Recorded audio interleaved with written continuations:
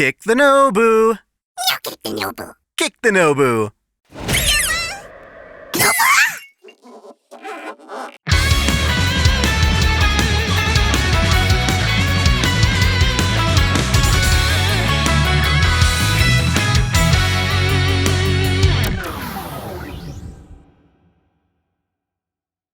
Welcome back to Otaku Daikun. Dai here. I was requested to cover all the GudaGuda events in Fate Grand Order, but that's a lot to cover in one video. As such, this is part 2, which covers events 5 and 6.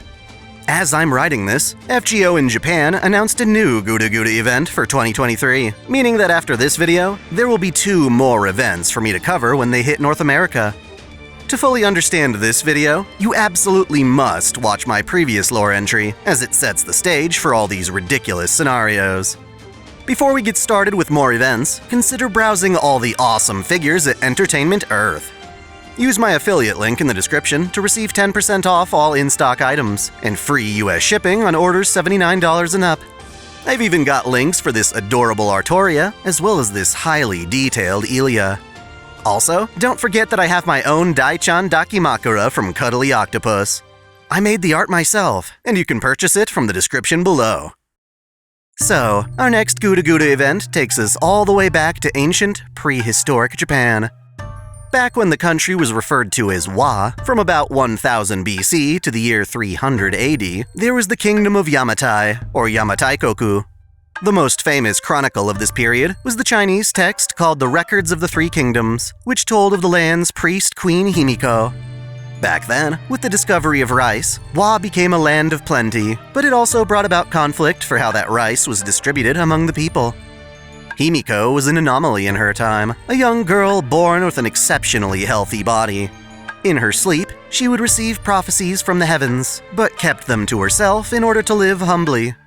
The only person she ever told about her prophecies was her brother, until one dry season when he revealed the secret to his fellow villagers. They flocked to Himiko for aid, and she advised them with divinations, leading to a bountiful harvest. Before she knew it, the people revered her as their queen, and reluctantly, she accepted the title, founding Yamatai. Both her divinations, as well as a talent for exorcism, came from her ability to use an ancient magecraft known as Kido. Offensively, she could fire beams of energy that bounced off mirrors. Himiko used her strength to unify the land, which had been fighting over precious resources. She was a simple girl who enjoyed the outdoors, but in order to govern her kingdom, she instead kept herself sealed away in a massive sanctuary. In isolation, she received prophecies and had her brother relay them to the masses on her behalf. Put bluntly, Himiko made herself a tool for the people, sacrificing her own happiness. This went along with an unfortunate condition, where she ironically got rained on whenever she yearned for sunshine. It was great whenever the crops needed rainfall, but horrible for her own pleasure.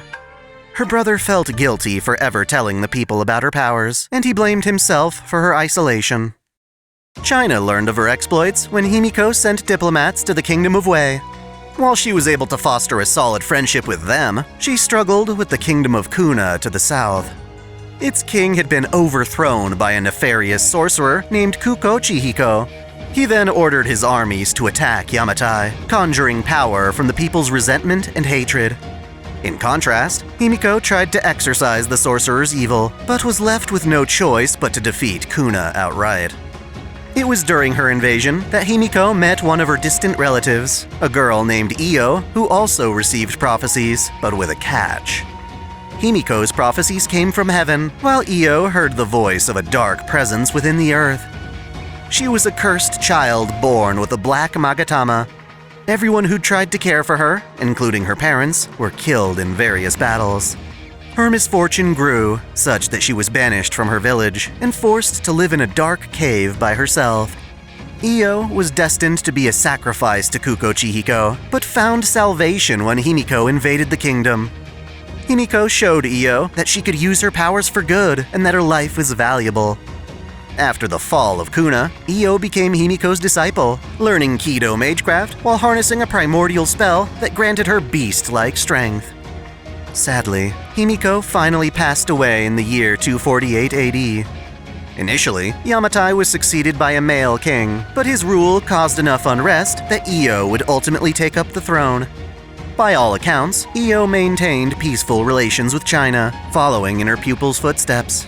However, without much insight as to why, the kingdom of Yamatai eventually fell apart.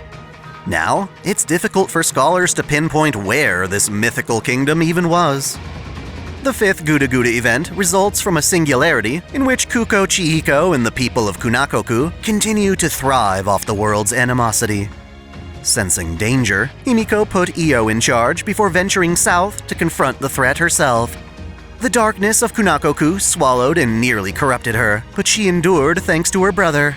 He sacrificed his name and humanity for her sake, becoming a nameless turtle. Thus, Himiko lives on, shrouded in the dark void. Her prophecies tell her of Chaldea, so she bets everything on Ritsuka's arrival. She allows a version of herself to be summoned as a heroic spirit who will accompany Ritsuka, hoping that one day the two of them can reunite and together destroy Kuko Chihiko. In her absence, Kuko Chihiko aims to corrupt Yamatai, and starts by summoning an assistant to act through. This is Serizawa Kamo, one of the founders and first commander of the Shinsengumi. He was an idealist with a violent attitude. His controversial leadership caused unnecessary bloodshed to innocent people. It got so bad that his own men assassinated him to instill a proper commander. Now that Kuko Chihiko has given him a second life of sorts, Serizawa plots to gather the animosity of Kuna into a destructive Shinigami that will level Yamatai, leaving it a blank slate for him to rebuild as his own. Trying to stop this, Io fights back, but also gets swallowed up by darkness. As a result, Yamatai is shrouded in despair, terrorized by Serizawa's dark Shinsengumi corpses. To further his conquest, Serizawa summons two servants of his own. First is Yamanami Keisuke, another founding member of the Shinsengumi. He was both their vice commander and later their secretary general. Back then, the Shinsengumi had very strict rules about conduct and loyalty. For unknown reasons, Keisuke deserted the group and became their target as a result. FGO seems to imply that Keisuke left due to the internal strife between members. Their need to assassinate their own seemed counterproductive to their goal of helping Japan. It was none other than Okita who was assigned to bring Keisuke back and make him face punishment. She caught up to Keisuke and was prepared to let him escape, but he owned up to his conduct instead. He returned to Kyoto, and with Okita by his side, he committed seppuku. As a servant, he regrets being a deserter, which is why he's now so loyal to Serizawa, even though the two have completely opposite temperaments. Keisuke was also part of the team that assassinated Serizawa in life, so his servitude here is probably a form of atonement. Serizawa's other servant is Saito Hajime, the Shinsengumi's 3rd Division captain. He was one of the best swordsmen of the group who fought straight through the Bakumatsu into the Meiji era. It is thought that he personally took on some of the group's dirtier jobs, such as purging other members. He was often described as more of a secret agent than a conventional samurai. Saito ultimately chose to support the imperial government rather than being hunted down. As a result, he was able to live out his full life. This wasn't really a betrayal, as by the time he gave up the fight, the shogunate had clearly fallen. Saito's less excited about helping Serizawa, but agrees for the opportunity to fight Okita in a duel, as they were the top swordsmen in the Shinsengumi. Ritsuka and the GudaGuda servants of Chaldea are all pulled into the singularity by a silly, talking Nobu Haniwa statue. It warns of Yamatai's imminent destruction, which I assume is a message from Himiko, the one still trapped in darkness. Regardless, the Haniwa lights up, forcibly ray-shifting the party. In typical ray-shift fashion, we all wind up in different places.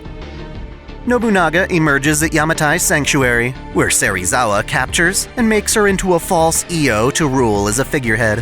What Serizawa thinks is a clever move actually backfires on him. Io's soul, which still lingers by the throne, reaches out to Nobunaga and asks her to stall Serizawa's plan. Agreeing to help, Nobunaga traps our other servants into larger Haniwa statues. These Haniwa are positioned at Yamatai's temples, preventing the dark Shinsengumi from gathering resentment. Ritsuka, on the other hand, emerges on the beach and immediately befriends the servant form of Himiko, along with her tortoise brother. At a nearby village, we reunite with Mashu and Nobukatsu, who are protecting the villagers from Dark Shinsengumi. Even though these evil creatures are Serizawa's minions, Keisuke and Saito help us in fending them off. Heck, they go even further, aiding us as we locate the Haniwa statues and destroy them. Unfortunately, we don't realize these Haniwa are meant to delay Serizawa's scheme. We just think we're rescuing our allies from captivity. Taking advantage of our ignorance, Keisuke and Saito use us to clear out the Haniwa before finally revealing themselves as Serizawa's soldiers. We venture to Himiko's shrine for an audience with Serizawa. Here, we find that he's collected enough malevolence to take control of Nobunaga and force her to fight us. We reluctantly slay our own friend, and as she disappears, she entrusts her brother Nobukatsu with carrying on in her stead. The dark energy, mixed with Nobunaga's lingering consciousness, floods out of the sanctuary and revives the land's ancient gods as giant Nobu Haniwa statues. Serizawa and his minions escape, preferring to let the statues terrorize the kingdom. Back at our starting village, Nobukatsu mourns the loss of his sister. He gets along with Himiko's brother, as the two of them are doting siblings. Honoring his sister's last words, Nobukatsu takes to commanding the villagers in the face of the invading gods. With the help of Chaldean reinforcements, we hold off the Haniwa until we discover where Serizawa went. Saito attacks us mid-route, but allows us to pass by, so long as Okita remains to fight him. They duel it out, and Okita wins the match. The rest of us move on to confront Serizawa once again. He has enough dark energy to transform the head Shinsengumi into an Inugami, which proves too strong for us to defeat. Whatever damage we deal just gets healed up by excess resentment.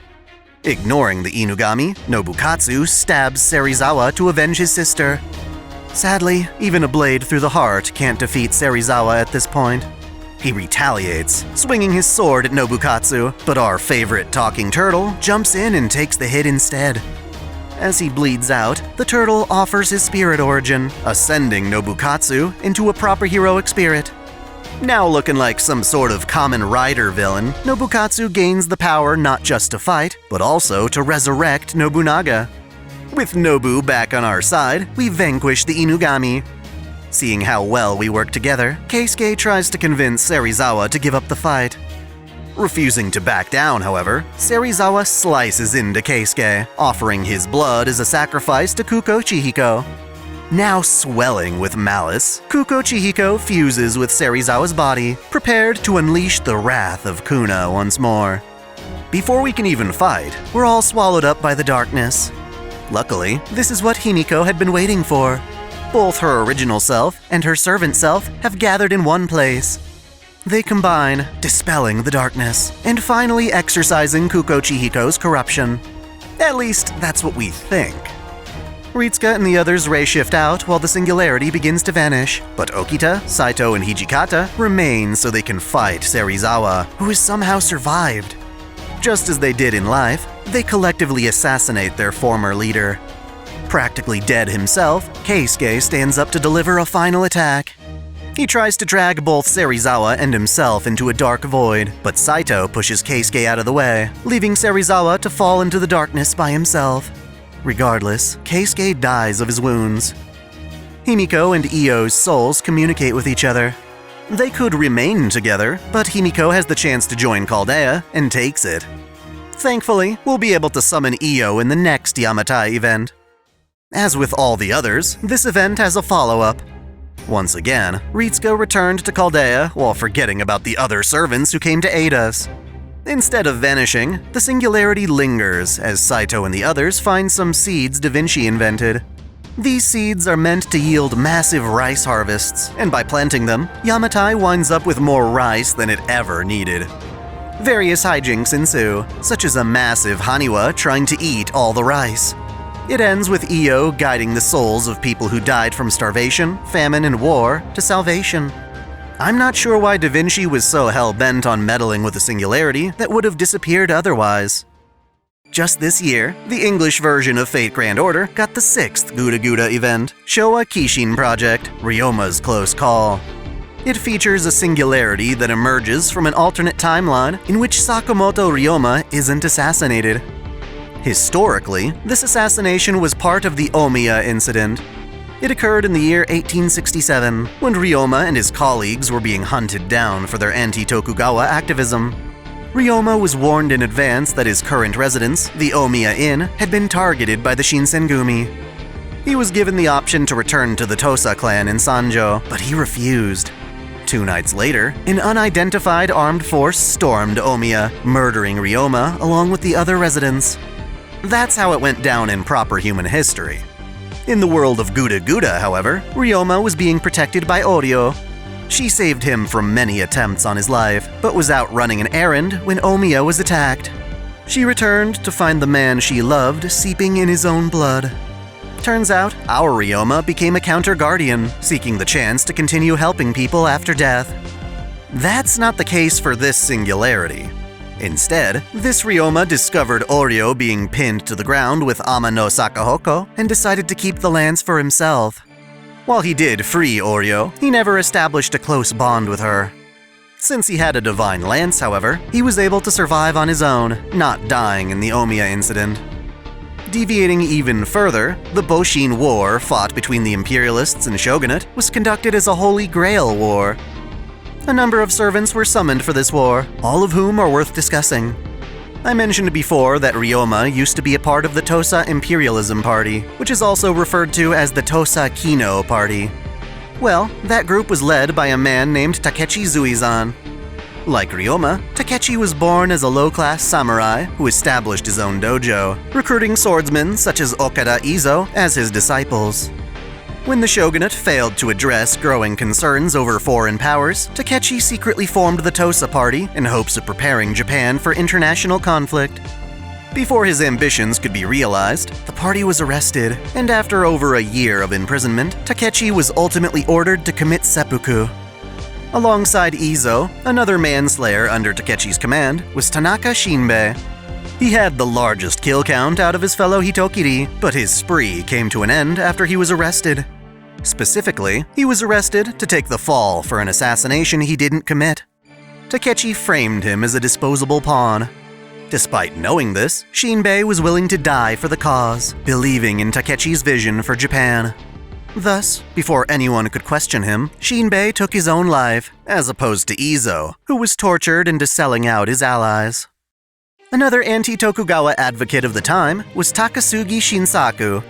In his youth, he worked to modernize the military in the Choshu domain after a secret excursion to Shanghai, China, where he saw the full might of European imperialism. He wanted to preserve Japan's policy of seclusion and cast out foreigners.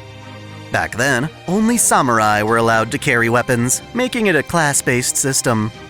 Takasugi liberated this idea with the Shotai, specialized militias made from mixed social classes. His own personal unit, the Kiheitai, consisted of 300 soldiers, only half of whom were traditional samurai. When Japan's military failed to suppress attacks from Western warships, Takasugi reconstructed the Kiheitai to utilize Western tactics and modern rifles. His mission to drive out foreign invaders became a mission to defeat the shogunate so that Japan could properly adopt Western methods for its own survival. This goal aligned with Sakamoto Ryoma's, so the two of them often cooperated. Together, their innovations were critical in Japan finally overthrowing the Tokugawa. Unfortunately, just like Okita Soji, Takasugi suffered from tuberculosis, which claimed his life before he could see his ideals come to fruition. It's actually really strange how servants from the Bakumatsu would be summoned right back to their own era just after dying. More appropriately, the Singularities War summoned Izumo no Okuni, a shrine maiden of Izumo during the late Sengoku period. She would travel from province to province, performing dances that became the basis for modern-day kabuki theater. Toyotomi Hideyoshi called upon her frequently to perform for him. Fate puts an interesting spin on her character, in that her dances were merely an aside to her main role as a priestess of sealing. As an Ayakashi hunter, she would travel the land, sealing and destroying Japan's demons. She was born in Izumo, but the priests who raised her were abusive kidnappers who went around capturing shrine maidens to train for their cause. Even though sealing away evil demons was an important job, it was unfairly forced upon young girls who were taken from their parents. They were treated more as human sacrifices than agents of peace. Despite her traumatic upbringing, Okuni nonetheless grew up to be a courageous, cheerful girl.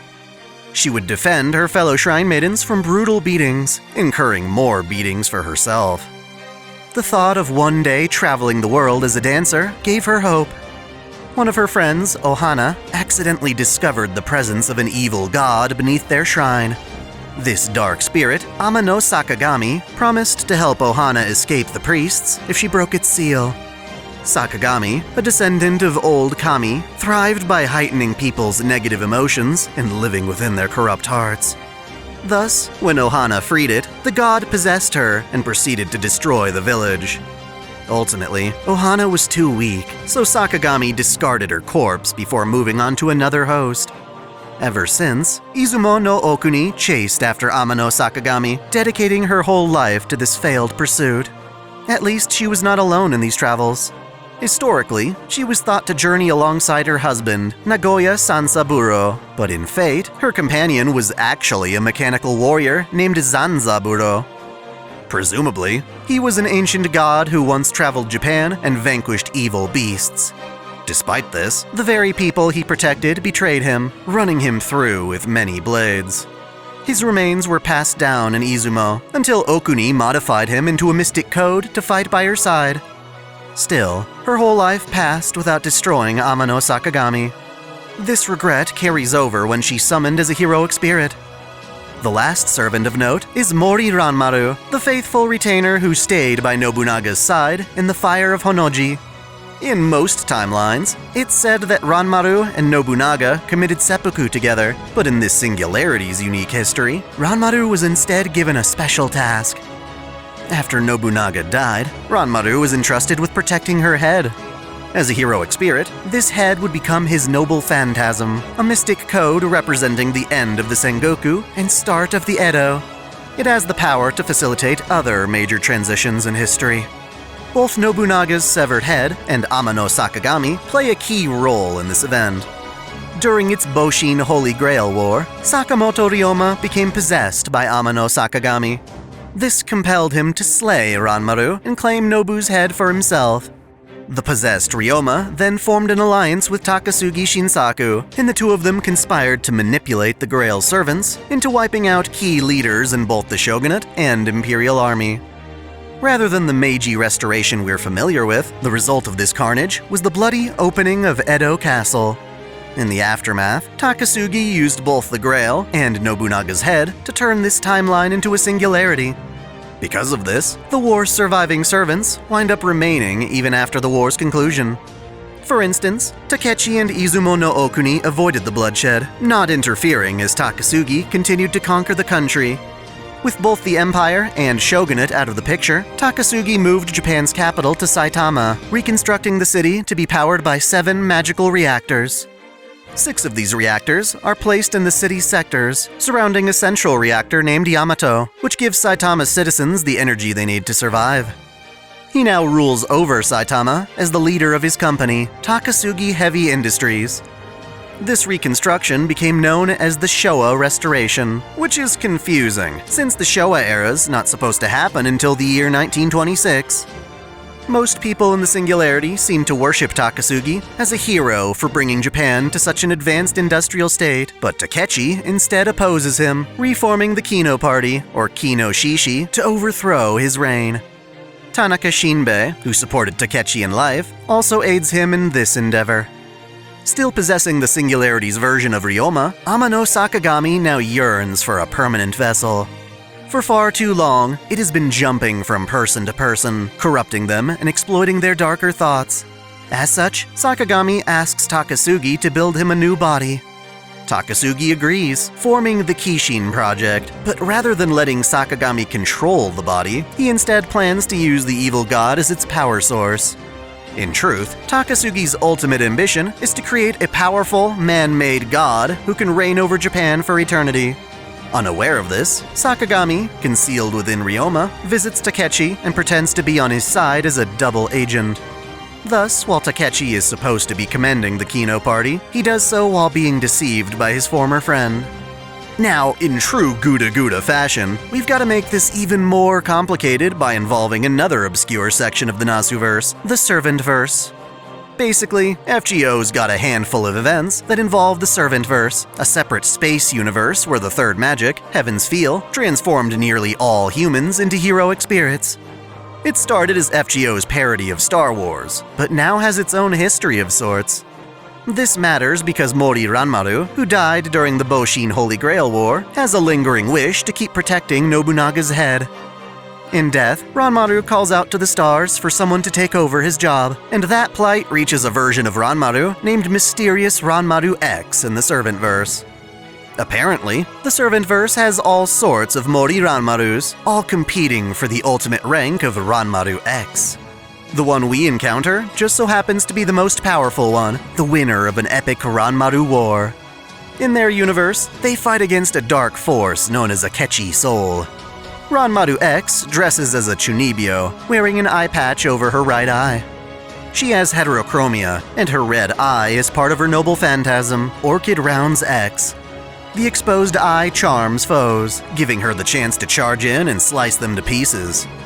Her body exists and functions as a result of Ranmanium, a strange element flowing through all the Ranmarus. It's basically just mana. Even though she seems to bear little resemblance to the Ranmaru from our history, she still answers the call, sensing Ranmaru's plight as a gut feeling, a vague calling. She wields the Fudo Yukimitsu, a legendary odachi that lets her fly across the stars. Caldea gets involved with this singularity when it causes our Nobunaga to lose her head. Ritsuka assembles a party of servants, including Cha-Cha, Mori Nagayoshi, our Sakamoto Ryoma, and Okada Izo, who's now sporting a new outfit made by Miss Crane. Right after we ray shift, Mysterious Ranmaru X sneaks into Caldea and hijacks one of the coffins, hitching a ride from us to the Singularity. She comes crashing down onto Ritsuka and is so depleted of Ranmanium that she nearly dies. By forming a master-servant pact with Ritsuka, however, she can endure. We're glad to have her on our side, as she's extremely loyal. Again, she doesn't know exactly about Nobunaga's head. She's just pursuing a gut feeling. The Singularity's Ryoma, whom all proceed to call Lancer Ryoma, commands a force of mini-Nobus to attack us. Our Ryoma, on the other hand, starts up a new Sakamoto detective agency, which serves as our base of operations. It's not that well concealed, though, as Takechi sends Tanaka Shinbei to attack us. On the verge of losing, we're rescued when Izumo no Okuni shows up and turns the tide of battle in our favor. She claims to be pursuing Lancer Ryoma, who is currently pretending to side with the Kino party. She rightfully suspects that he's a key component of why this singularity is still around. Too bad she doesn't suspect Takasugi, who actually created it in the first place. Surprisingly, while we brought Izo to fight on behalf of Caldea, he seems to be helping Shinbei. During life, when Izo was captured by the shogunate, he was tortured and beheaded. In his torment, he sold out Takechi and the Kino party, which in turn got them arrested. Izo's guilt leads him to joining Takechi to make amends, and as such, he warns Ritsuka to leave before they wind up fighting each other. Given the Kino party just tried to capture/kill us, our Ryoma suggests visiting the other side of this conflict, Takasugi Heavy Industries. Sadly, we don't realize he's one of the Singularity's main villains. Because of this, we team up, believing the Kino party to be the bad guys. In exchange for resources, we set out to protect the city's 6 outer reactors while looking for Nobunaga's head. Eventually, we discover the Kino party's HQ and fight Shinbei again. He's got Nobu's head in a box and is using it to summon mini Nobus. When our Ryoma encounters Lancer Ryoma, Oryo is confused. She loves Ryoma, but both these men are Ryoma, just from different timelines. Wickedly, Lancer Ryoma has his hands on the Amano Sakahoko that used to bind her in life. He can use it now to take control over Oryo, reducing her to her violent tendencies as an Orochi. This upset puts us at a disadvantage, and to survive, we have to flee back to Takasugi Industries. In the process, our Ryoma gets captured, and the Kino party plans to execute him. In jail, he speaks with Izo, who lets him escape. Shinbei finds out about this and attacks Izo, proclaiming he's a traitor to their cause. Naturally, we've got to rescue Ryoma. Outside Kino HQ, Cha-Cha and Nagayoshi act as a diversion, allowing Ritsuka and the others to infiltrate the building. Within, we find the box containing Nobu's head, but Lancer Ryoma refuses to part with it. Ranmaru X finally realizes she's been called here to retrieve the head, but Lancer Ryoma takes it with him as he flees to the conference room. There, Takechi tries to have Shinbei battle us, but Amano Sakagami's darkness corrupts Shinbei, bringing to the forefront his latent resentment, the side that hates Takechi for framing him. His body practically moves on its own, slashing Takechi. Izumo no Okuni figures out that Lancer Ryoma is being possessed by her longtime nemesis, but at this point it's a bit late. As soon as Shinbei outlives his usefulness, Lancer cuts him down, revealing that he's been working with Takasugi all this time. Takasugi's men surround us, preventing our escape, and while our Ryoma tries to clear us an opening, he gets pinned down by his beloved Oryo. Lancer tries to kill his other self, driving the Divine Lance down, but Oryo comes to her senses at the last second to take the hit in our Ryoma's place. She's glad that this time, she could make it in time to save him. Being struck by the lance for a second time, she vanishes. In a final stand, Shinbei tries to get back at Lancer for manipulating him, which finally gives everyone else the chance to escape. Back at the detective agency, Okuni reveals the truth about Amano Sakagami.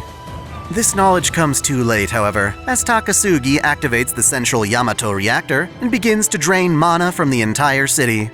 With the help of reinforcements from Chaldea, we now have to assault each of the reactors we used to defend.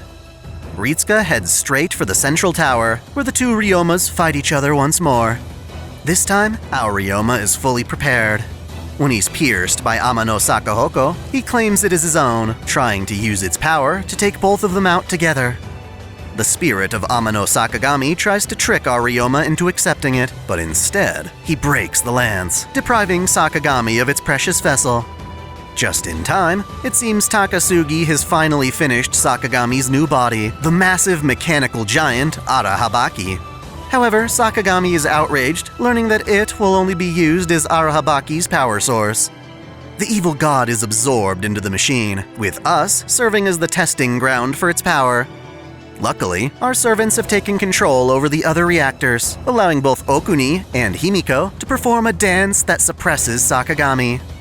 Ranmaru X, Nagayoshi, and Cha-Cha all take flight on Ranmaru's sword, crashing into Arahabaki from above and extracting Nobunaga's head from it.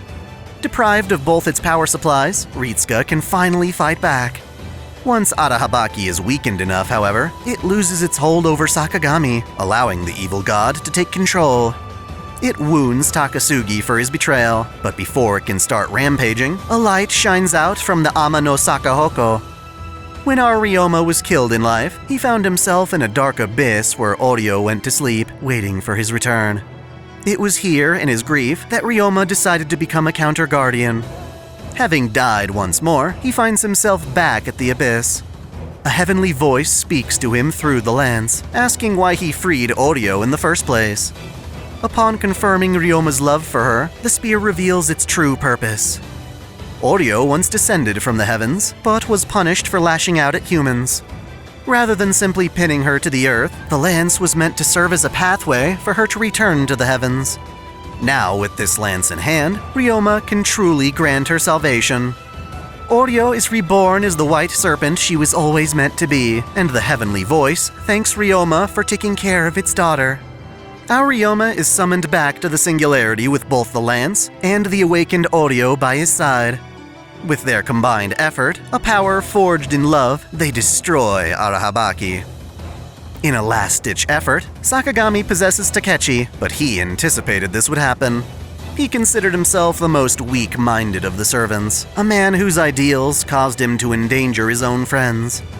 Surely, Sakagami would target a wretch like him before anyone else, so he asked Okuni ahead of time to help him carve a sealing mark into his body.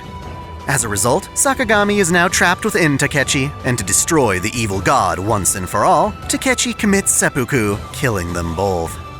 The grail Takasugi claimed at the end of the Boshin Grail War is given to Ritsuka, and the singularity begins to collapse. The wound Takasugi received from his own creation, along with his tuberculosis, finally do him in. Before he dies, Okuni requests that he play as shamisen so that she can dance for him one last time. During the ray shift back to Chaldea, Ranmaru thanks Ranmaru X for answering his call and protecting Nobunaga's head. Historical Ranmaru is shocked to see that Ranmaru X is a girl, to which she clarifies her sex depends on her Ranmarium growth cycle, and it harbors unlimited possibilities. Their communication ends as male Ranmaru desperately tries to confirm whether or not X is a girl.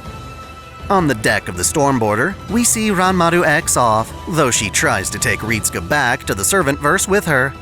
In the cafeteria, Ryoma and Izo drink to the memory of Takechi, Takasugi, and Shinbei, all of whom truly wanted the best for Japan's future. Although our Nobu's head came back after the battle, it vanishes once more for a follow-up chapter. Apparently, as a safety measure against Arahabaki in the event that Sakagami took control of it, Takasugi built an Arahabaki Mark II to oppose it. This second model should have vanished with the Singularity, but instead clung to Nobunaga's head as a power source, keeping the Singularity alive. Since we already destroyed the original Arahabaki, Mark II is left rampaging aimlessly, and we've got to take it out before it travels to other singularities. Once again, we take control of the reactors, bring Mark II down, and finally resolve the Singularity. Rather than joining Chaldea, Okuni decides to use her time as a heroic spirit to travel the world properly, having avenged her friend Ohana. Of course, that doesn't stop you from summoning her in the game. It's kind of a pointless endeavor, tracking which servants Ritsuka acquires in canon versus the ones you can keep in-game. Small things like that add up, making the GudaGuda events a hassle to cover, even though they do contain some interesting lore. For instance, where did all these grails come from? They honestly don't seem that special anymore now that Geitia is dead.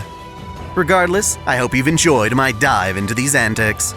Like I said before, there are still 2 more events that have yet to release in English, but when they do, I may revisit the topic if there's enough demand. That means if you want to see more, you should share this video all around so that it performs well. Thanks for watching. If you enjoy this channel, help us grow by liking, commenting, sharing the video, subscribing to Otaku Daikun, and most of all, smashing that notification bell so you don't miss out on all our anime lore, discussions, and Let's Play content. You can support us directly through Patreon, Subscribestar, or a YouTube membership, all of which come with benefits like spicy exclusive vids and early access. As always, celebrate your fandom. I want to give a special shout out to all my $10 and up supporters: VideoGamer75, Dante Pendragon, Stephen Elak, Samuel Gersten, The Nonchalant Ostrich, Otaku Mom, Jens Bauman, Mystic Samurai 1983, Lord Omagoden, Freebrick, Alexis Yukio Gomez Yamato, Olympian Doll, Link Pendrago, Observer Bellis, James Hewitt, Uncanny EXP, King Kobo, Scout, Andre Foster, Zamas Autonomous, Yukie Iros, Crow Kalem, Saul Soto, Sogai CH, Caitlin P, Vladimirovna, The Taz 96, Kengo X77, Alistair Bernadotte, and Akakaze Yume. Thank you all so much.